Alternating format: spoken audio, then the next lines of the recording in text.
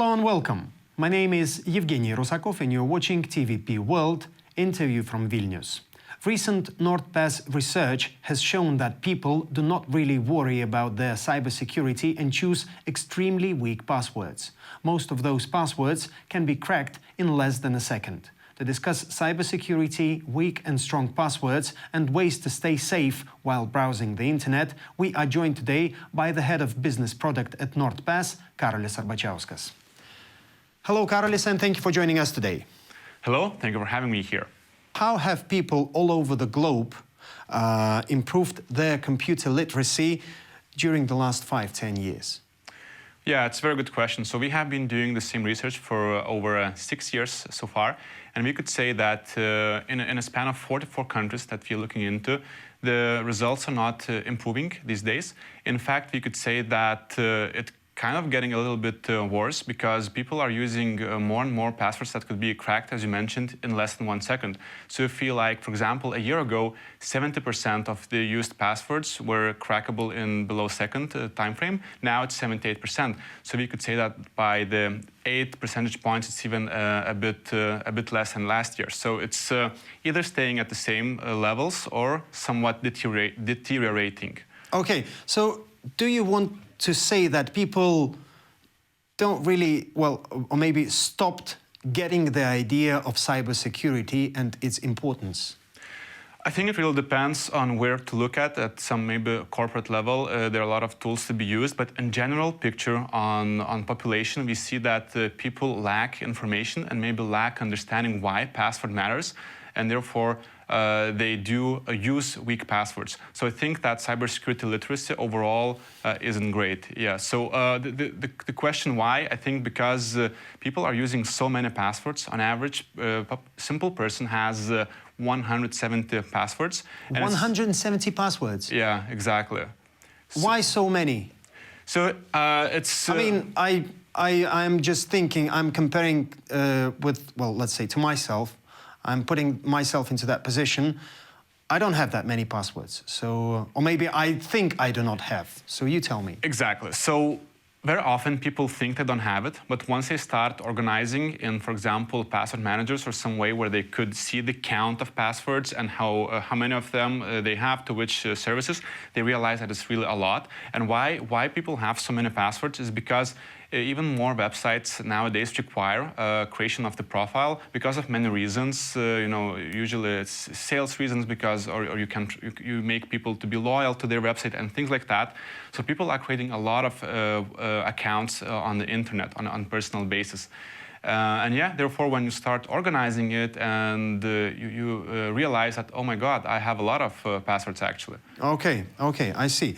So again, before we start talking about the importance of strong passwords, so could you please tell our viewers what is the risk of a, well, password being cracked, and what is the risk of thinking I am not that important and interesting to anyone else, and why would I be and why would my computer be cracked?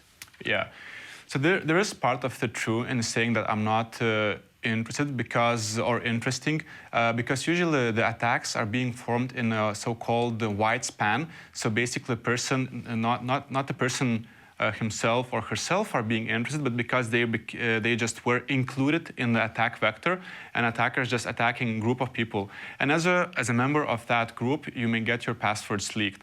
And at the end of the day, if you are involved in an attack and get your passwords leaked, you may realize that, okay, maybe I got some information that actually was very relevant. I didn't want that to be leaked. And you know, it can span from family pictures to email addresses to social accounts, and then you realize... Banking accounts. Could lead to banking account, could lead even to the business accounts at the end of the day as well. So you realize that, okay, every person at the end of the day has relevant assets in the digital world, so it's important. And yeah, exactly, when that happens, when person loses data, that data is usually being dumped or located in what's called the dark net, where then it could be reused. So for example, one hacker could place it, and another society of hackers could reuse that information and could shape more attacks than on you, more targeted attacks and things like that. So it's dangerous to get the passwords leaked, and everyone could be a part of the widespread attack. Now, the passwords as one of the main topics of our conversation. So, according to the research that your company has made, the most popular password in Poland, for example, is 123456. So, how would you explain this? Have people let their guard down? And what's the situation with passwords in other countries, in other states? Yeah, so in 44 countries that we have studied, I would say that top 10 most used and breached passwords is very similar. Maybe they rank positions. So it's usually 1, 2, 3, 4, 5. Just a sequence of numbers? Sequence of numbers or sequence of keyboard the strokes that like QWERTY, like QWERTY, yeah, exactly, right. 1, 2, 3. Sometimes last year in Lithuania was very popular admin, just a simple, little never changed one.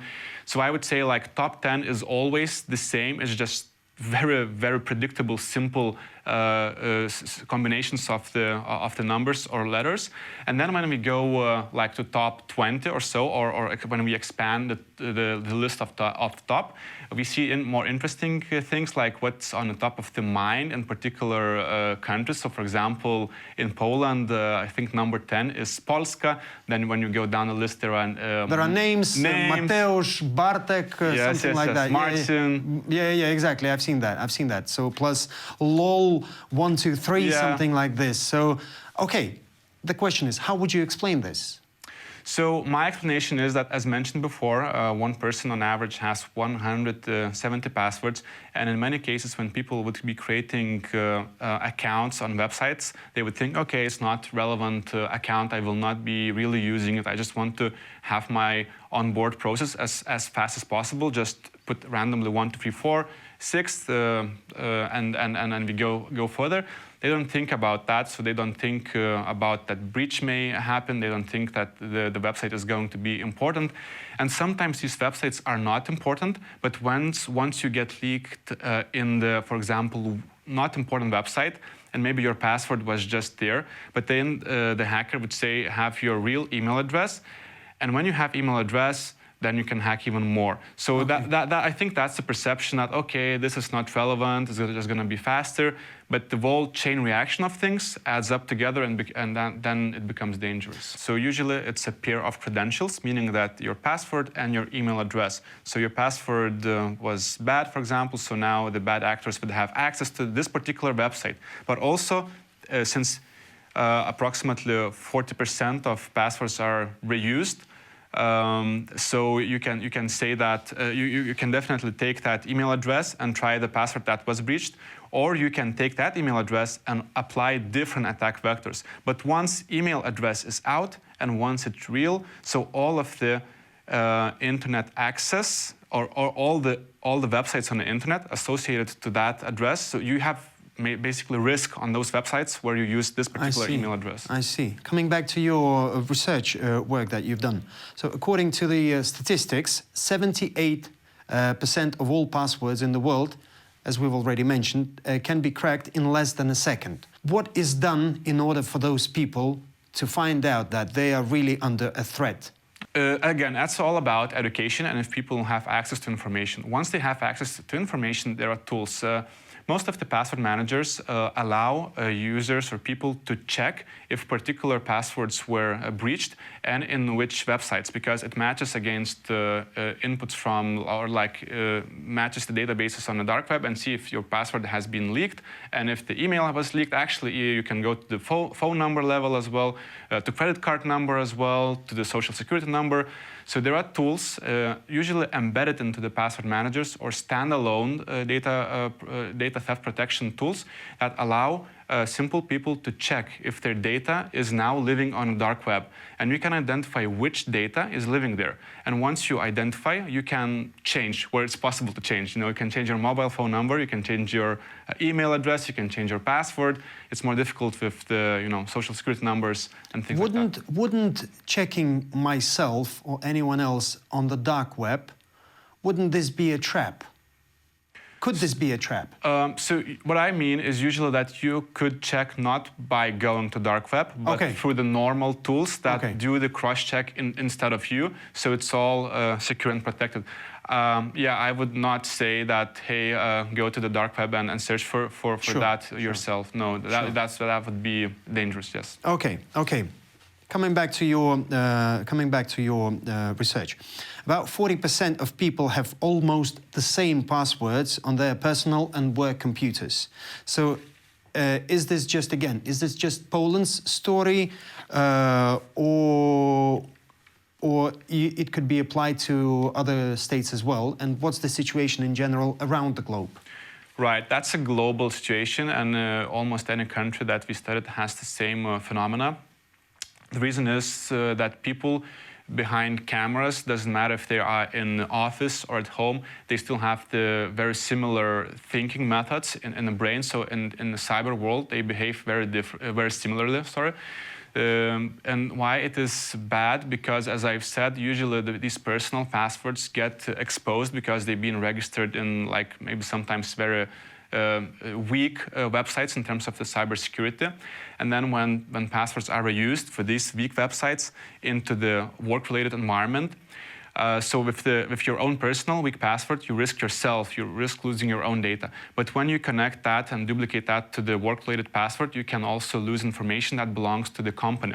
We see that in some cases where companies are small, like really small or mid-sized businesses, it could lead to such company-level breaches where, for example, part of the information, because of the ransomware, is encrypted and no longer available to the company.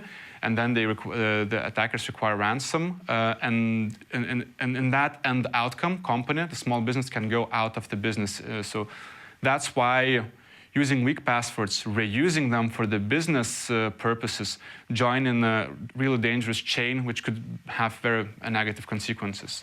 Okay, I'll ask you another question then. What would be the safest place to keep your passwords? Paper and a pen? Would that be okay?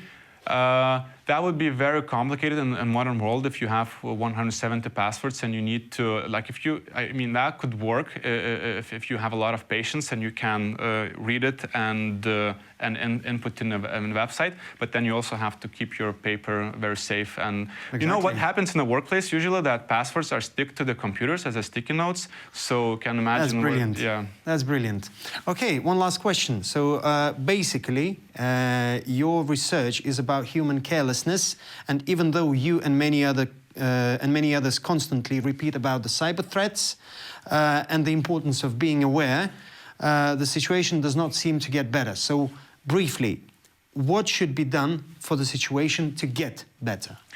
Yeah, exactly. So we are doing it really often and trying to do our best, but it's difficult to get the whole population, to get attention of the whole population. So maybe more actors could do that. We could embed it more into education through maybe schooling system, maybe government, I don't know, but maybe if the people would be more aware of such threats, that would be well, through coming to TVP World and having a conversation with us. That's for sure. And you're doing that a great job. Thank you for that. Yes, exactly. Thank you. Well, okay, go on, please. What else can be done? Yeah, and I think that sometimes it could be taken into the hands of big technology companies, and actually they're doing a great job now. It's getting even more popular to have passkeys. I'm not sure if people heard about that yet, but it changes, it's used instead of the password, and that is a very safe way to authenticate somewhere, because only you have the passkey. It's a particular key that you store in your device.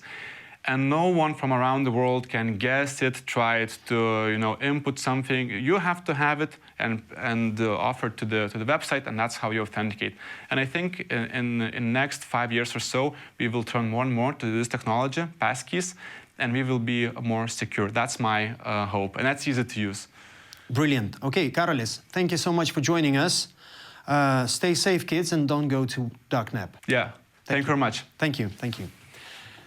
And I would like to remind our viewers that our guest for today was the head of business product at NordPass, Karolis Arbačiauskas. You're watching TVP World. Stay with us.